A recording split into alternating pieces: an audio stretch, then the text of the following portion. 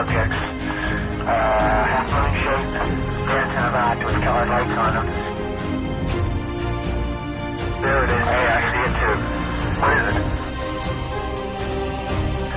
There's no doubt about it. There's some type of strange flashing red light ahead. Weird.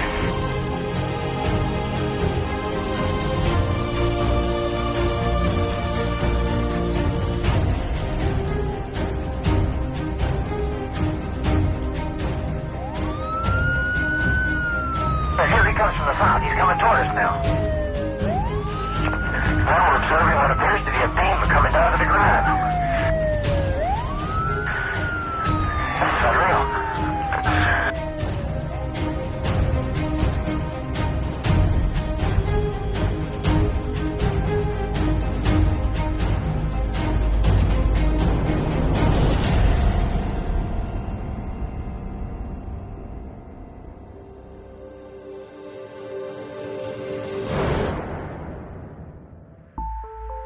In April 2020, the United States Department of Defense took the unprecedented decision to declassify and release to the world's media 3 previously classified recordings made by US Navy pilots, showing what the DoD described simply as unexplained aerial phenomena. The recordings, made between 2004 and 2015, appear to show a kind of circular flying object, which might at one time have been labelled a flying saucer. Upon its release, the footage went viral on social media, and unusually was accompanied by no explanation from the authorities as to what the flying discs might be. The accompanying press release simply stated, "The Department of Defense is releasing the videos in order to clear up any misconceptions by the public on whether or not the footage that has been circulating was real, or whether or not there is more to the videos. The aerial phenomena observed in the videos remain characterized as unidentified." A marked change in approach from the Cold War era, which, as we shall see, was a time of denial, lies, and admitted cover-ups by some of the United States' most powerful institutions.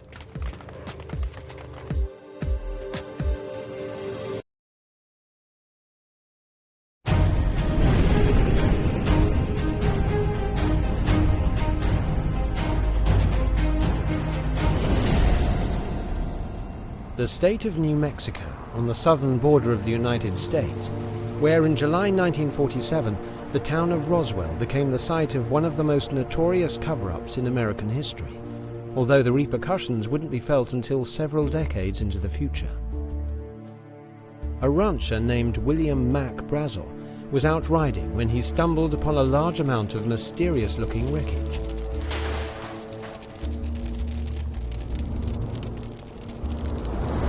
Brazel informed the local sheriff, who in turn reported the wreckage to the Army Air Force Base at Roswell, believing it to be the result of some kind of military air exercise. Air Force Intelligence Officer Jesse Marcel drove out to the ranch and collected some of the wreckage, and is said to have been so excited by the strange, otherworldly material that he rushed home in the early hours to show pieces of it to his family. At the time, recent press reports of lights in the sky and flying saucers in other parts of the country had already piqued the public interest. So when local Air Force press officer Walter Haut issued a press release claiming that the Air Force was in possession of a flying disc, the story became an international sensation overnight. The many rumors regarding the flying disc became a reality yesterday, when the intelligence office of the 509th Bomb Group of the 8th Air Force was fortunate enough to gain possession of a disc through the cooperation of one of the local ranchers. The flying object landed on a ranch near Roswell sometime last week. It was inspected at the Roswell Army Airfield and subsequently loaned by Major Marcel to higher headquarters. The matter was referred to General Roger M. Ramey of the 8th Air Force in Fort Worth, Texas, and it was here that the story was to be quashed, almost as quickly as it had been born. General Ramey ordered a press conference, at which he showed off some sections of what was purported to be the famous wreckage. The news reports issued the following day were anticlimactic, to say the least. An examination by the Army revealed last night that a mysterious object found on a lonely New Mexico ranch was a harmless high-altitude weather balloon. Indeed, the fragments on display at the press conference, small pieces of wood, rubber and tin foil, were less than impressive, and with that, public interest in the story waned. Locally, however, many insisted that the material displayed by General Ramey did not come from the Roswell wreckage, and stories of Air Force personnel threatening witnesses and rumors of a second, more extensive crash site which was hidden from the public ensured that the story would never quite die. Gary Heseltine is the founder and editor of UFO Truth magazine. I personally have met many of the top researchers involved in the Roswell story. I think there is something like 800 witnesses loosely based throughout the decades that have been traced, and without a shadow of a doubt it's a cover-up by the US Air Force, the US government, and was one of the pinnacle things that set us on a path of ufology, the modern era. It was decades later, under intense pressure from UFO researchers, that the US Air Force was finally forced to admit that the weather balloon story was a lie. We were in a Cold War, and there was a real fear of Soviet expansion, and there'd be a Third World War, which would of course been a nuclear atomic war, which would have probably decimated the entire Earth. And I think that was a genuine reason why they didn't want people to think, well, actually there might be aliens as well, and that's another threat. We could have an alien invasion. Personally, I don't think it stacks up longer term. As we shall see, there had been a cover-up at Roswell.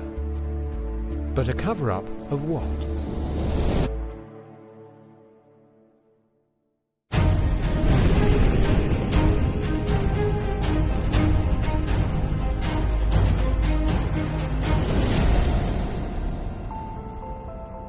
In 1948, the US Air Force began to take an official interest in the UFO phenomenon. The US Air Force decided to create a project called Project Sign. And I think in the early days this was a serious attempt to study what was genuinely baffling sightings, often by military personnel, commercial pilots. People were genuinely interested in the subject, and they set up this Project Sign with the intention of trying to get to the truth. Project Sign was headed up by General Nathan Twining and was established in response both to the incident at Roswell and another major sighting that also took place in 1947. Mount Rainier, Washington State. On June 24, 1947, a civilian pilot named Kenneth Arnold was flying his light aircraft in search of a downed Marine Corps transport plane, for which the Air Force was offering a reward. Instead of the transport plane, Arnold encountered a series of strange lights, which, as he approached them, appeared to be saucer-shaped craft flying in formation at incredible speed. Arnold knew the layout of the mountains, and he knew the distances between two peaks, which proved advantageous because he saw them past the beginning of one peak and he knew the distance between the other peak. So he was able to calculate the speed from the first one to reaching the second one, and it concluded that it was about 1,200 miles an hour. Arnold provided a report of the incident to the Air Force, who, he said, took it seriously. He also spoke to reporters, and the subsequent news stories are thought to represent the first ever published use of the term flying saucer, based on Arnold's descriptions. However, the subsequent Air Force report into the incident was dismissive. If Arnold actually saw the objects, and if his estimate of distance is correct, his estimate of size cannot be, and vice versa. In view of the above, it seems probable that whatever objects were observed were traveling at subsonic speeds, and may therefore have been some sort of known aircraft. public awareness of the flying saucer issue increased further in 1948 thanks to a highly publicized incident over Kentucky. January 7th, 1948, the Godman Army Airfield in Kentucky receives multiple reports of some kind of unidentified airborne object. The object remained in view for over an hour and was witnessed by numerous senior officers, none of whom were able to identify it. Flight Commander Captain Thomas Mantell was conducting a routine training flight nearby and was ordered by the control tower to investigate the strange object. Mantell, who was flying without an oxygen mask, climbed to 15,000 feet and radioed the tower that he had the object in sight and was giving chase. That was the last report he made. The wreckage of his plane was later found 90 miles south of Godman Airfield. The story of a heroic Air Force pilot losing his life in pursuit of a flying saucer caught the public imagination and was widely reported by the press. But again, the Air Force report attempted to explain away the entire incident with an astonishingly unlikely conclusion. It appears to the present investigator, in summing up the evidence presented, that we are forced to the conclusion that the object observed in the early evening hours of January 7th, 1948, at these widely separated localities, was the planet Venus. By the end of 1948, they'd looked at about 1,000 reports during that 12-month period, and they came up with a report called the Estimate of the Situation. The estimate of the situation concluded that almost certainly some of the sightings involved interplanetary craft, which it was a term of the day in 1948, and that was sent to a general who was supposed to send it on to the president. The general said no, we're not having that as a conclusion, and basically ordered that all copies be burned. With the vast majority of the incidents recorded in Project Sign being dismissed as mistaken sightings of everyday phenomena, the project was closed down by Air Force Chief of Staff General Hoyt Vandenberg on the basis that it was a waste of time and resources. Who were genuinely good guys trying to get to the truth on Project Sign were replaced by a whole new team of investigators, but with a clearly different remit. And that remit was from 48 onwards with Project Grudge, which is to debunk everything. According to a 1999 report by Gerald Haynes of the National Reconnaissance Office, the intention of the debunking remit was to alleviate public anxiety over UFOs, but a less charitable conclusion would be that sightings were explained away in order to discourage public curiosity about such events. UFO sightings were explained as balloons, conventional aircraft, planets, meteors, optical illusions, solar reflections, or even large hailstones. In any case, in the only official report ever produced by Project Grudge, hundreds of incidents and sightings recorded throughout the 1940s were dismissed in a variety of creative ways. The objects might possibly have been a series of balloons. It seems exceedingly probable that the object observed in this incident was a combination sun cloud effect. It seems likely that the young lady saw part of the late 4th of July celebration, a rocket from some amusement park perhaps. And the report's final conclusion was that all evidence and analyses indicate that reports of unidentified flying objects are the result of 1. Misinterpretation of various conventional objects, 2. A mild form of mass hysteria and war nerves, 3. Individuals who fabricate such reports to perpetrate a hoax or to seek publicity, 4. Psychopathological persons.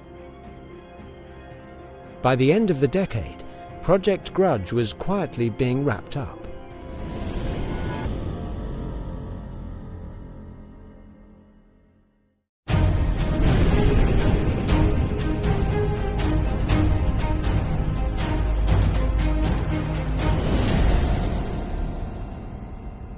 In the early 1950s, two incidents in particular reawakened the Air Force's interest in UFOs. The first of these took place in Lubbock, Texas, in August 1951, when a group of professors from the Texas Technical College witnessed a number of mysterious lights moving in a U or V-shaped formation. Several days later, the same group of men witnessed the lights again, and separately, a student at the college claimed to have photographed the lights. The photographs, though never confirmed to be genuine, were widely publicized, necessitating an official Air Force response, which was to declare the mystery lights were most likely birds reflecting the glow from recently installed street lamps. The second incident, however, was not so easy to dismiss. One of the biggest events that took place in UFO history was actually in 1952, when over two successive weekends, multiple UFOs were seen visually and on radar over the capital, Washington, D.C. It began on the 19th of July 1952, when a Washington, D.C. aircraft controller spotted numerous objects on his radar that did not match any scheduled aircraft or flight plans. The readings were confirmed by other operators, while witnesses saw bright lights moving at incredible speeds over the White House. Two jet fighters were scrambled to intercept the mystery aircraft, but before the planes could reach Washington, all of the objects vanished from the radar. And as soon as they were seen on radar, they would dispatch the pilots to go vectored to the area, and then mysteriously they would disappear.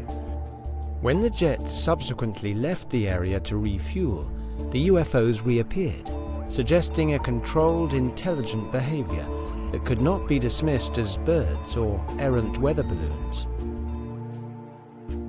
Over two successive weekends, there were multiple incursions over Washington, D.C., and despite planes being sent up, they could never find them. And yet the top radar guy said, we had 9 hours on one particular weekend where these objects were buzzing around, and he said these were real aircraft, those were machines. These were not temperature inversions, these were not swamp gas, these were not Venus, and he was convinced that there was real objects being seen. Mysterious aircraft in the vicinity of the White House was a potential threat to national security, and the subsequent investigation went all the way to the top. Whilst public statements announced that the radar blips had been caused by temperature inversions, behind the scenes, plans were being formulated for a new Air Force project to investigate UFOs, named Project Blue Book. And this time, the CIA was to become actively involved. The CIA were tasked at one point to investigate UFOs, but it was all done in secret. But their role was not to investigate the validity or truthfulness of UFO cases. It was really, how do we manage public perception? And what they did, they commissioned the Robertson panel, the scientists, which is 1953, that created the in a sense, the theme of the debunking program, which has been followed ever since. In the 1999 Gerald Haynes report, he admits that the CIA had been monitoring the Air Force's investigations into UFOs since 1947, but that a decision had been made to keep the intelligence agency's interest in such matters a closely guarded secret. A classified CIA memo from the time stated, "No indication of CIA interest or concern is to reach the press or public, in view of their probable alarmist tendencies to accept such interests as confirmatory of the soundness of unpublished facts in the hands of the U.S. government." The Central Intelligence Agency was established in 1947 as a response to the growing threat from the Soviet Union, but it could be argued that it quickly developed a tendency towards spying on and controlling the American public. This is evidenced by the agency's attitude towards the supposed threat represented by UFOs. Rather than assist in the Air Force investigations, the CIA suggested a media campaign of public debunking to educate the population and discourage them from reporting UFO incidents. According to the Haynes report, this was to include The mass media, advertising, business clubs, schools, and even the Disney Corporation. Most people aren't aware that the CIA commissioned a panel of top scientists of the day, and they said, how do we strip the aura that the public have, the fascination the public generally have for this mystery? And they concluded, after 2 days of talking about this, that the best way to strip the aura of flying saucers, which was the term of the day in the 50s, was to debunk it in all forms of media, i.e. film, TV, radio, newspaper. And so if you think about it, that's what happened. And America controlled the subject of UFOs worldwide, historically. And so literally anybody born after 1953 has lived in a genuine world of a debunking program.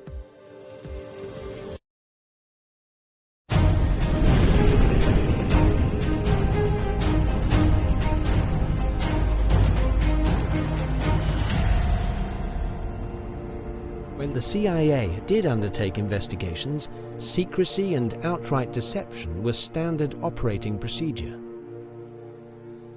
One such incident, outlined in the Gerald Haynes report, took place in 1955. Two elderly sisters contacted the Journal of Spaceflight to say that they had intercepted a strange alien code on their radio and had made a recording of the broadcast. For some reason, this caught the attention of the CIA-backed Office of Scientific Intelligence, and a field officer named Dewalt Walker was dispatched to interview the sisters and make a copy of the recording. Rather than admit to the CIA's involvement in such an investigation, Walker told the sisters that he worked for the Air Force. The recording, when analysed, turned out to be nothing more than some accidentally intercepted Morse code, and the incident was forgotten until 2 years later, when an independent UFO researcher decided to follow up on the case and wrote to the Air Force, asking for clarification around who had taken the recording and what had been done with it. The result was a lengthy correspondence in which the Air Force and the CIA attempted to shift the responsibility to another unnamed government agency, before finally stating that the recording had been destroyed to save file space. This was not an isolated incident, and it may even be the case that the celebrated urban legend of the mysterious Men in Black, unnamed agents who are said to appear out of nowhere in response to reports of UFO sightings, might actually be down to CIA agents acting suspiciously and refusing to identify themselves. Over the next decade, Project Blue Book increasingly became a bureaucratic exercise in box-ticking and debunking, with the barest minimum of investigative work undertaken. Any report of a balloon-like object was recorded as a balloon. Any mysterious light in the sky was simply a star, the planet Venus or the Moon. Project Blue Book is littered with cases. You could have 4 aviation pilots all looking at a triangular object in front of them from 4 different aircraft perspectives, and they'd say it was Venus or temperature inversions.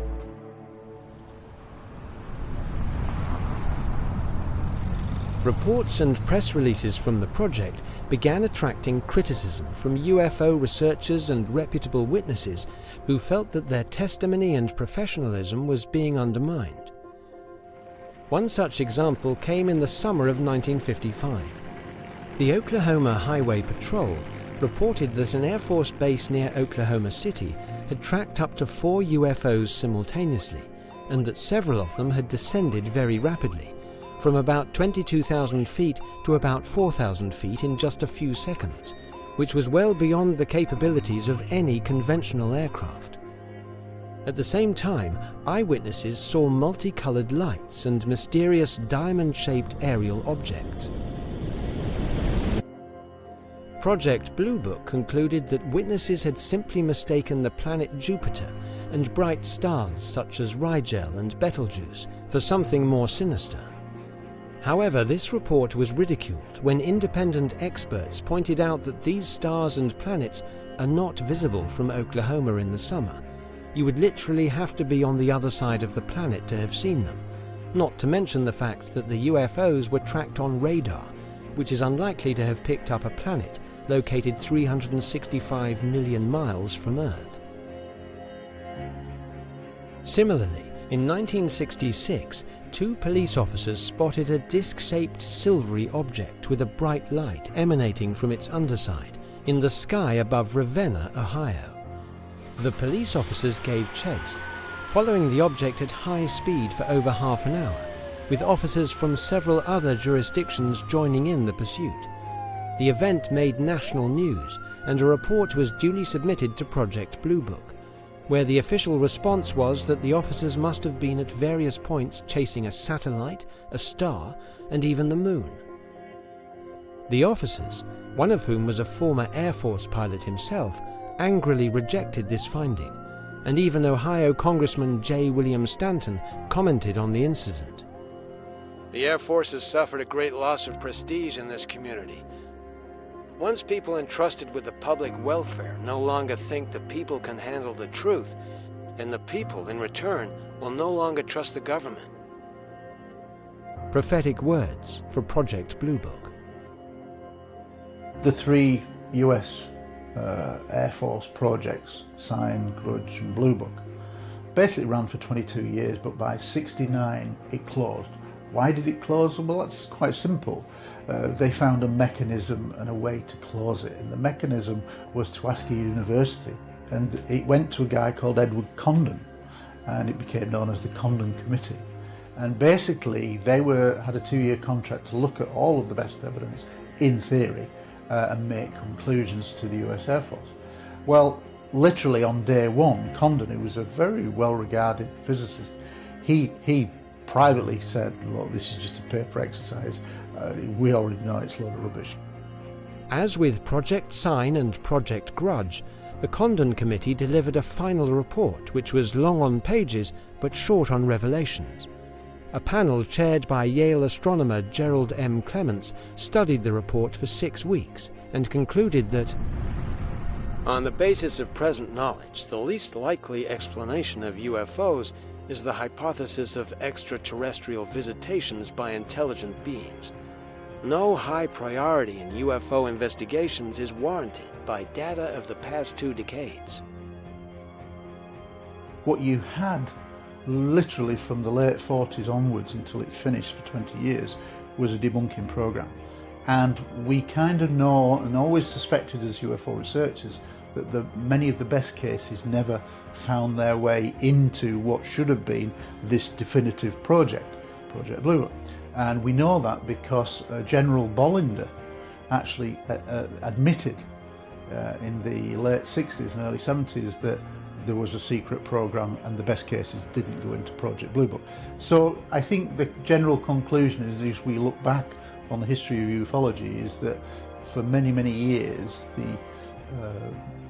Project Blue Book and certainly Project Grudge were nothing but public relation exercises for the public.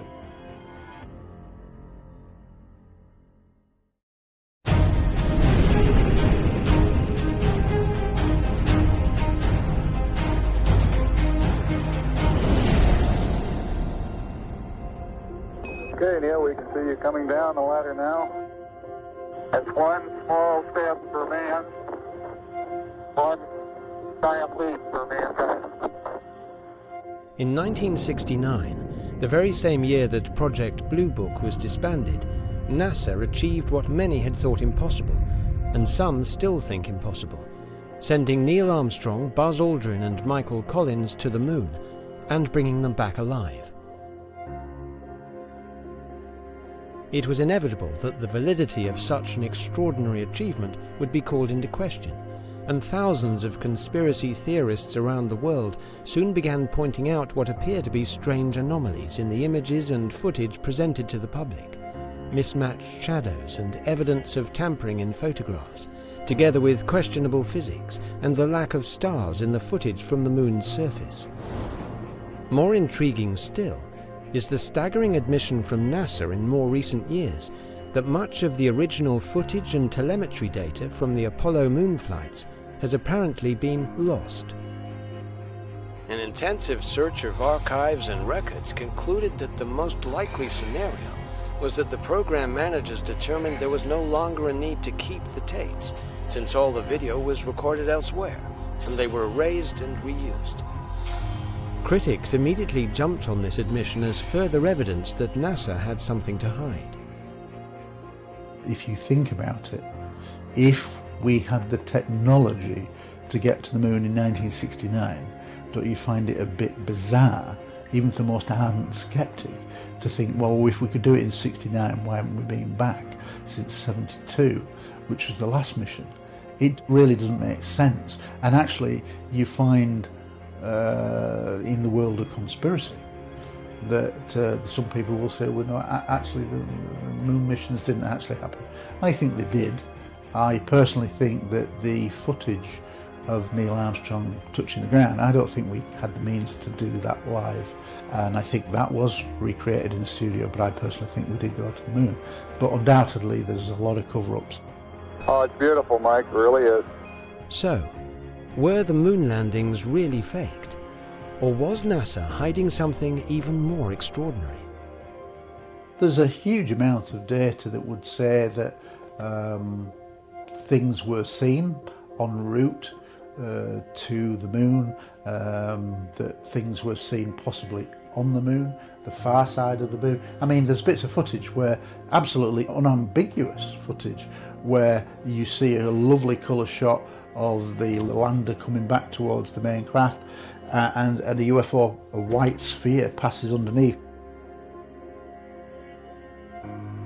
UFO researchers have scoured the photographs and footage from NASA missions, looking for unusual or unexplained objects, and even NASA personnel have spoken out on the issue.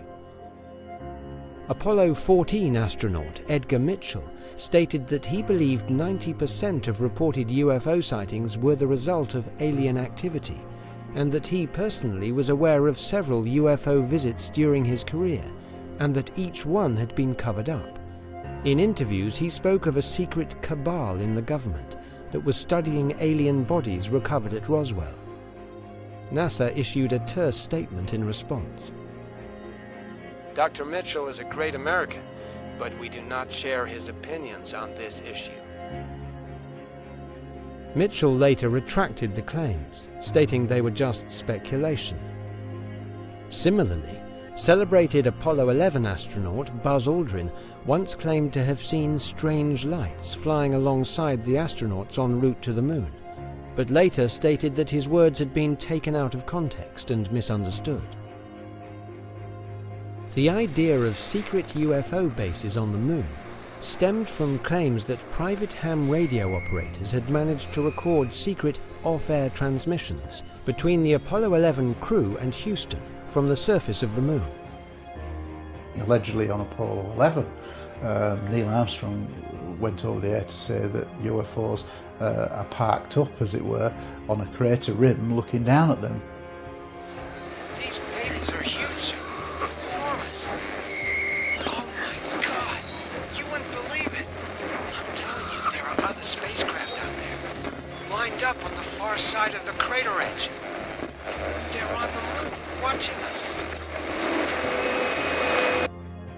The actual recordings have never emerged, but the idea of aliens on the moon took hold, with hundreds of researchers scouring images of the moon's surface for signs of hidden bases, with some claiming that the clearest images were deleted by NASA. NASA denies this. NASA does not track UFOs. NASA is not involved in any sort of cover-up about alien life on this planet or anywhere in the universe. Do I think that there's a potential cover-up? Yeah, I think there's evidence to say that there's a secret space program, but it's to what extent? I certainly don't think it's fleets and fleets of huge battle cruisers in space like a Star Trek scenario, but I do think we probably have done a lot of other stuff in space and missions that nobody's aware of. And if you think that some kind of contact has been made, ET, on the moon, I think that's entirely conceivable, because I really don't understand why we've not been back.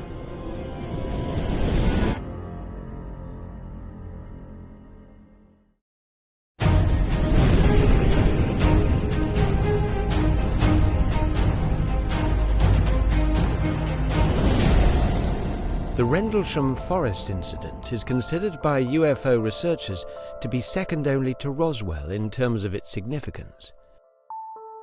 Britain's most famous case is what's called the Rendlesham Forest incident, and it's regarded now in UFO historical terms as being up there with Roswell. That's how good the case is. And some people would say that in many ways it's a better case than Roswell because it contains more evidence. It began on December 26, 1980, at RAF Woodbridge, a military base in southern England, which was at the time being used by the American Air Force. A security patrol near the east gate of the base saw strange lights in the sky, which appeared to be descending into nearby Rendlesham Forest. The next day, servicemen searching the forest found 3 small impressions on the ground in a triangular pattern, as well as burn marks and broken branches on nearby trees, all indications that some kind of triangular craft had made a landing in the forest. Even more dramatically, the following night, a small team led by the Deputy Base Commander, Lieutenant Colonel Charles Holt, went out to the site with a Geiger counter to check for radioactivity. Holt was recording the event using a small dictaphone when something incredible happened. 305. We see strange strobe-like flashes to the rather sporadic, but there's definitely something, some kind of phenomenon. 305 at about 10 degrees horizon directly north. We've got 2 strange objects, half-moon shape, dancing about with colored lights on them. Guess to be about 5 to 10 miles out, maybe less. This was an audio tape that he did into a little dictaphone, and he made a series of audio commentaries, little updates on it over 4 or 5 hours. So he'll give a regular update saying, we're now crossing the creek, we can see an object, blah, blah, blah. But one of the exciting things that happened is that at one point they see an object move towards them, stop above their heads at 1,000 feet, and then shine like akin to a laser beam down at their feet. Watch, straight ahead off west, right there. There it is. Hey, I see it too. What is it? We don't know, sir. So can I get some? Yeah, it's a strange, small red light. Looks to be out maybe a quarter to half mile, maybe further out. There is no doubt about it. There's some type of strange flashing red light ahead. It's yellow. I saw a yellow tinge in it too. Weird. Pieces of it are shooting off. There is no doubt about it. This is weird. 2 weeks after the incident, Lieutenant Holt submitted a memorandum recording what he had witnessed, which was released in 1983 under the Freedom of Information Act. A red sun-like light was seen through the trees. It moved about and pulsed. At one point, it appeared to throw off glowing particles, and then broke into 5 separate white objects and then disappeared. Immediately thereafter, 3 star-like objects were noticed in the sky. But at the time, there didn't seem to be any will to investigate the incident further. He put in a 1-page memo of 3 paragraphs that he sent to the MOD, and supposedly the MOD said, there's no to this, even though it mentioned in the first paragraph that there was a landed triangular craft of unknown origin. But interest in the case was reignited when the story made its way into the press in 1983. The News of the World did a big full-page UFOs land in Suffolk, it's official. The result was a media debunking that rivaled those seen in Project Blue Book years earlier. The moving light was identified as being the beam from a nearby lighthouse, and the 3 star-like objects were just that, stars. Some of the explanations given by the skeptics, for example, this is UFOs seen over multiple nights. This isn't just one UFO, it's multiple, 14 or 15 separate incidents over several consecutive nights, and yet they would say that they're all done by a lighthouse. To counter the growing skepticism about the event, in 2010, the now retired Colonel Holt signed a notarized affidavit clarifying what he saw. while in Rendlesham Forest, our security team observed a light that looked like a large eye, red in color, moving through the trees.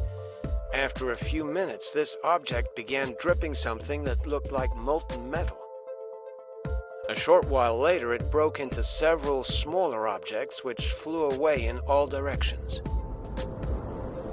Most importantly, this new affidavit destroys the lighthouse theory. Claims by skeptics that this was merely the sweeping beam from a distant lighthouse are unfounded. We could see the unknown light and the lighthouse simultaneously.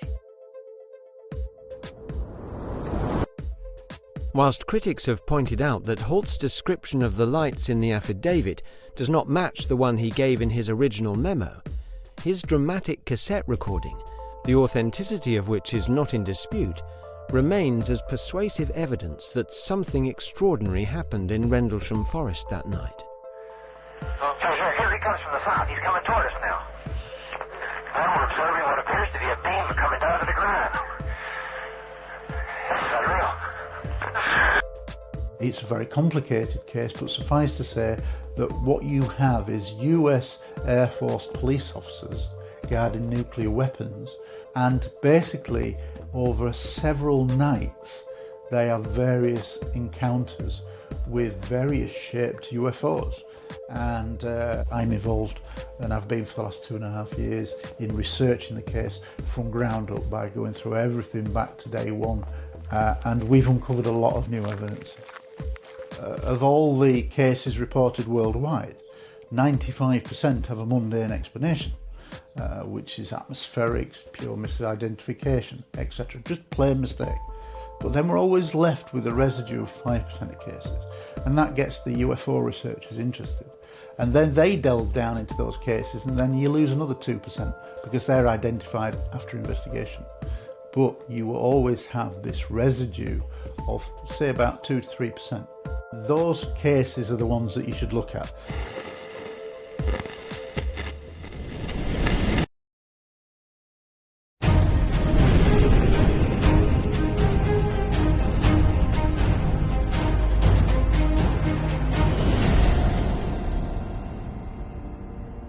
In spite of the best efforts of the CIA and other authorities, by the 1990s, public interest in UFOs was at an all-time high, and the formerly debunked Roswell incident once again came to the attention of UFO researchers.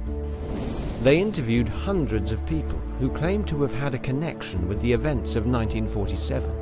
Their conclusions were that at least one alien spacecraft crashed near Roswell, alien bodies had been recovered, and a government cover-up of the incident had taken place. Such was the popularity of the story and the allegations that something had been covered up, the Air Force issued a 1994 report along with this publicity film, which aimed to put the controversy to rest.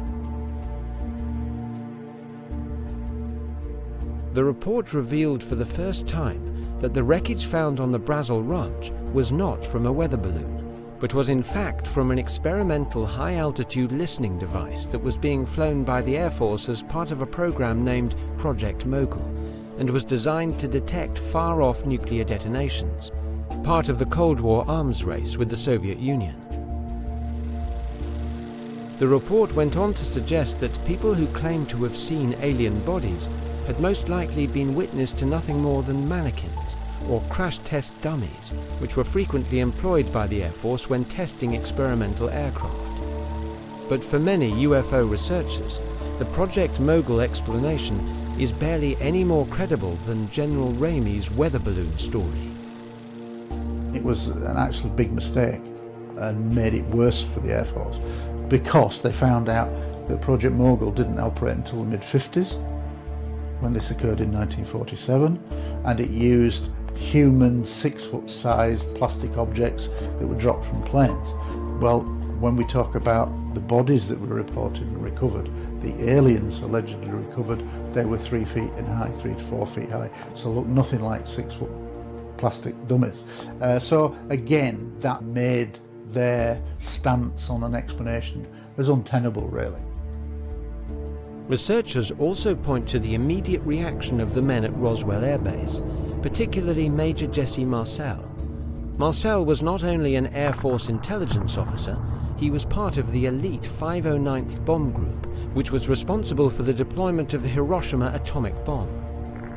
The idea that Marcel couldn't recognize and identify the wreckage of an Air Force high-altitude balloon, even an experimental Project Mogul balloon, and the breadth and scope of the subsequent cover-up suggests that whatever was being hidden, it wasn't a simple balloon-mounted listening device.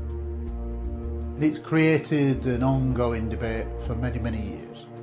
I have no doubt that a UFO crashed, and I have no doubt that certain pieces of material were recovered, as we would do. If a UFO crashed outside my window now, the police would get called, it would get cordoned off, the military would turn up and it would be carted off and you'd never see it again. Marcel himself maintained for the rest of his life that what he saw at the Brazil Ranch was something not of this earth. The general rule is, if anybody knows anything about aviation, is that even stealth aircraft, for example the F-117, the little batwing plane, well, that was first flown in about 75, and yet it didn't become public until 1991 with the first Gulf War. So for 16 years that was in stealth, in secret mode while it was being developed, and it's roughly 15 to 20 years before it makes mainstream confirmation. Well, you've got a conundrum there, because if these objects are flying around since the 1940s, well, okay, then it's a super secret man-made object. The general rule is 20 years. The fact that it hasn't come out for 70 years says it's not ours. The 1990s were also an interesting time for NASA, with frequent space shuttle missions providing researchers with new footage to analyze. There is one particular sequence that I'm very impressed with as a researcher, which is called the tether sequence. Again, just moving into sunrise. 81 nautical miles now from Columbia. On February 25, 1996, the Space Shuttle Columbia was attempting to deploy a tethered satellite system designed to investigate new sources of spacecraft power and ways to study Earth's upper atmosphere. But 5 hours into the experiment, the tether broke and the satellite floated away, and a video recording of the event appeared to show something extraordinary. Dozens of unidentified objects floating in space around the tether.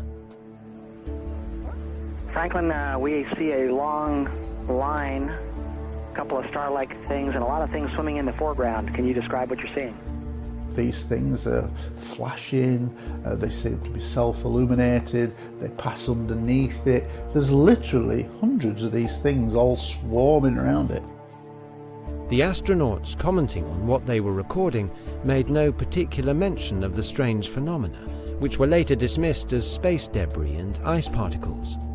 And they're trying to say, oh, this is ice particles. But a lot of research has been done into that footage, and you can actually track each of the objects. And so objects will suddenly appear, they'll go around it and then come back on themselves, they'll stop and then they'll go left, they'll stop and they'll go right. So they seem to be under intelligent control. Well, the long line is a tether, and there's a little bit of debris that kind of flies with us. Now, with the International Space Station cameras operating 24/7, providing rolling coverage of outer space, researchers are also working 24/7 to examine the footage for anomalies, in the belief that it can only be a matter of time before something is captured that cannot be debunked. NASA itself comes under suspicion as being possibly a front, a public relations exercise. And there are some, really kind of geeky people who spend their lifetime going through archives of thousands of Apollo photographs to find a couple of anomaly photographs which can't be explained. And we owe them a debt of gratitude, because most people wouldn't do that. But they do find some very good stuff that can't be explained. And similarly, there are people who study the space footage, and there are anomalies. But a lot of people suspect that the best evidence of things in space is being hidden away.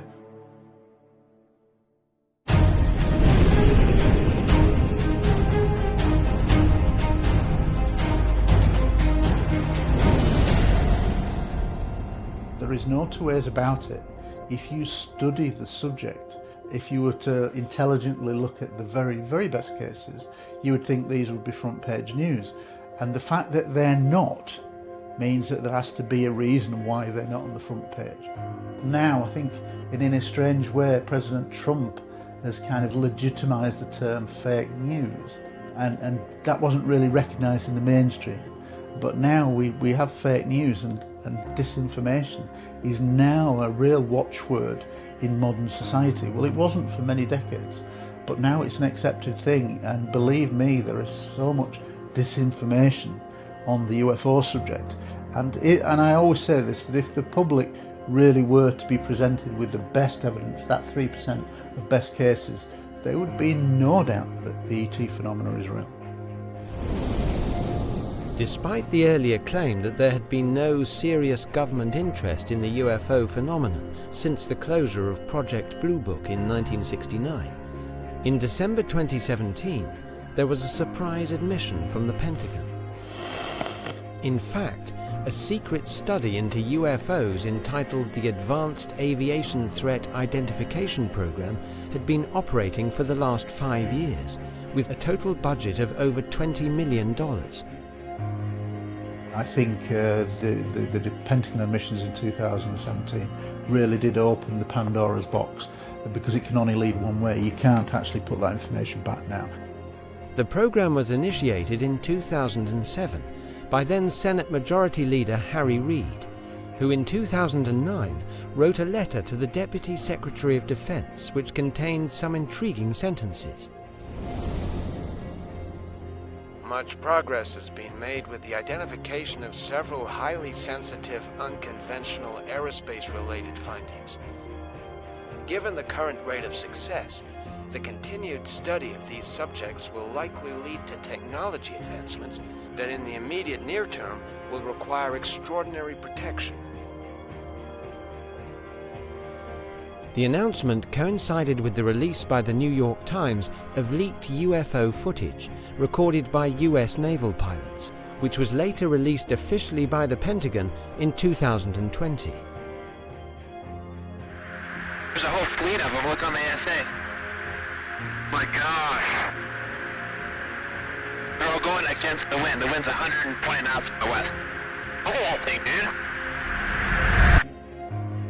There's been so much frustration and lies told. However, in the 16th of December 2017, the Pentagon admitted that these things were real and they didn't know what they were, flying around the airspace. And so that changed the goalposts. And so now we're actually, I think, definitely on a path to within the next 3 to 5 years, I think significant events will push the door open. Together with the release of the footage came admissions from the Office of Naval Intelligence that they were still holding highly classified documents pertaining to UFOs. An official statement from the Navy read, "A review of these materials indicates that they are currently and appropriately marked and classified top secret under Executive Order 13526. And the original classification authority has determined that the release of these materials would cause exceptionally grave damage to the national security of the United States." But with modern image-sharing technology and instant access to data of all kinds, it seems the time of governments being able to restrict access to information is coming to an end, despite the best efforts of the mainstream media and the California tech giants.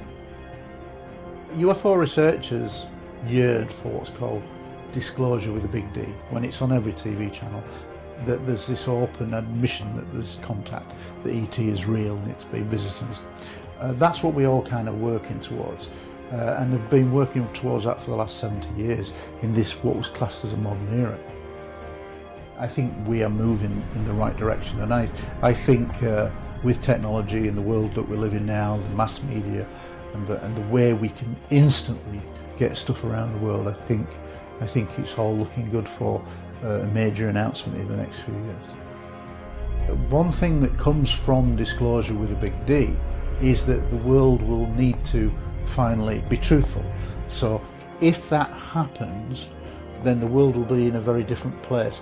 And in terms of history, the history of the 20th century and the first part of the 21st century will have to be rewritten.